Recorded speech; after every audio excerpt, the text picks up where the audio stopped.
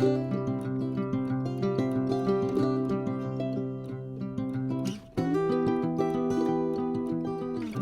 there, flower friends. I'm Tara from Wild Bird Farm. I garden here in Zone 5 in central Iowa. I would love and appreciate if you subscribe to the channel, and if you enjoy it, share with a friend. Today we're going to be talking all about the greenery or foliage I use in my bouquets throughout the season. Now we're going to work backwards a little bit. We're going to start with the warm season greenery, and we're going to move back to spring because I have pictures of that, but I don't have a lot of it growing anymore in the field here. First up, and maybe something you don't always think of as greenery, is Cosmo greenery. Now this is, I believe it's called the Bright Lights collection. It's the orangey colored flowers. I don't love the flowers. This isn't my favorite color palette, although I will stick a couple in bouquets. What I really love is the greenery that comes with these. They're almost fern-like. Can you see that? They grow nice and tall on a single stem, and I will often harvest the greenery, the foliage, before the flowers are even blooming. In fact, I will probably come through here and top all of the blooms to encourage more of that green to grow up that I can use. We just moved down to the other side of the patch. So we were over here before. I walked down, and this is kind of more traditional Cosmo foliage, which is also great to use in bouquets. Kind of wispy, very pretty. Something that I think adds some movement to bouquets. So I would come in, let's see, I would come in at this stage. Let me back up at that guy, these two in the back, and just harvest those down a good 20-24 inches and kind of start my bouquet with them. That adds a little bit of shimmer and sparkle in the bouquet right away. Something unexpected that I found out my first year flower farming that I could use for foliage is dahlia stems. Now before they're blooming, so let's look at this one. You don't want to get one necessarily with a bloom on it if you're going just for the greenery. But as you know, dahlias have very strong stems. Some of them have darker, almost purplish stems, or leaves that are darker, different colored. So they're really great to bulk up a bouquet. Now, having said that, I wouldn't do that probably with my named varieties that I'm growing from tubers. But this whole row are seed dahlias. And once I see the flowers, and I don't think I saw any winners probably this year, once I see the flowers, yeah, they're pretty. Yeah, my U-pickers will probably pick some. But when they aren't valuable to me as flowers, then they kind of become a substitute greenery source. So when I'm low on greens, I'll come out and just harvest a few stems of the seed dahlias. I have got my mahogany splendor hibiscus growing in the back here this year. It may be getting a bit too much shade. It really loves a lot of sun, which of course it gets throughout the day, but in the morning it does have a few hours of shade.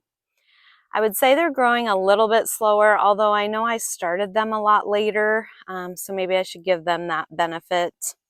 But this is a great late season foliage. I don't start cutting off of this until probably late August or even September, depending on the year. The Japanese beetles do like this, so I've been watching this patch pretty closely just to make sure that we aren't drawing a bunch of those beetles in. But we need this to get growing so I can use it. I would say it was probably all about twice this big last year. Again, probably my fault. I didn't start it early enough. It is really a dark maroon color when it gets enough sun, and it's just gorgeous.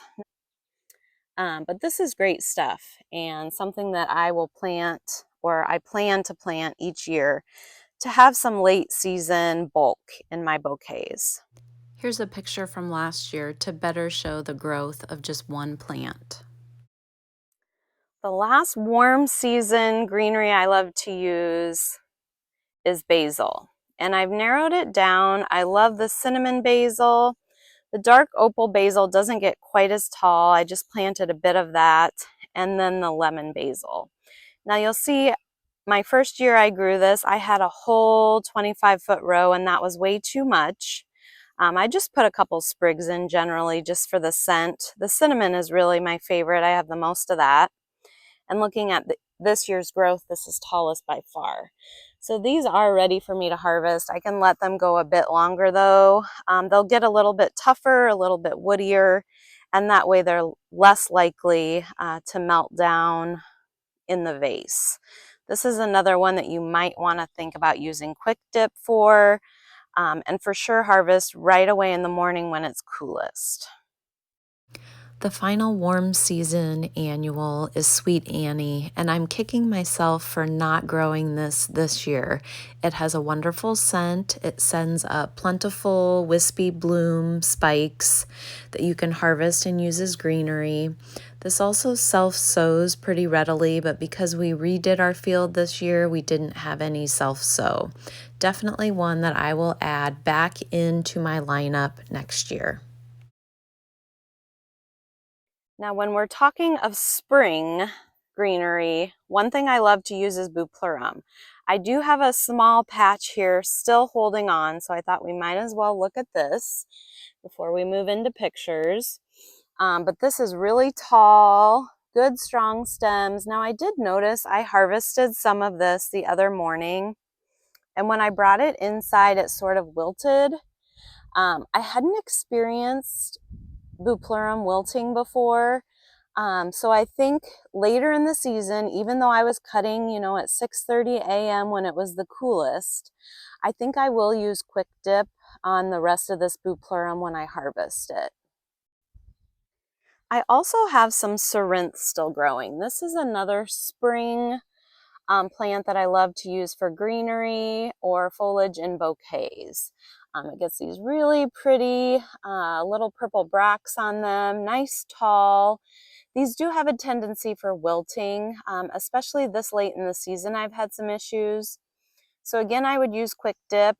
At this point in July, I'm not going to cut any more of this for greenery, but I do like it in earlier spring. I start quite a bit of it in our hoop house when I don't have any other green really growing, and I put those in. Usually it's ready with ranunculus and anemones, so that adds a nice blue-green touch to those bouquets. Something else I love to use in the early spring, and this is probably outside of my hoop house growing, this is ready the earliest, and that's just Anise hyssop before it blooms. So I'm going to get in here and show you. Of course, this is all bloomed out now, but something like this.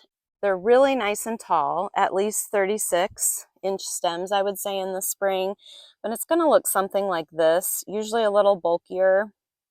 I believe this is in the mint family because it has a square stem, but if you can imagine these just without the plume on top.